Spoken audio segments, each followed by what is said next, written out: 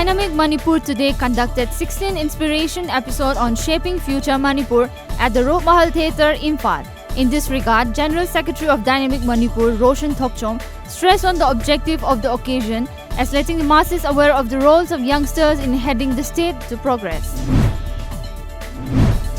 Meghalaya Chief Minister Conrad K. Sangma is attending a one-day program conclave of the Himalayan states held at Mussoorie, Uttarakhand today. Union Finance Minister Nirmala Sitharaman, Chief Ministers of 9 Himalayan states, and a host of other dignitaries like Niti Aayog Vice Chairman Rajiv Kumar are likely to attend the conclave. The Railway Police today recovered a .22 pistol and 30 rounds of live ammunition from the downed Kamrup Express at Guwahati Railway Station.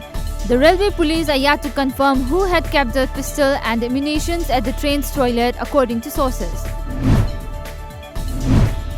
A landslide at Myanmar jet mine killed 14 people, including at least one policeman in the early hour of today, as earth and mud engulfed a guard post and 4 people were missing and feared dead, according to a report.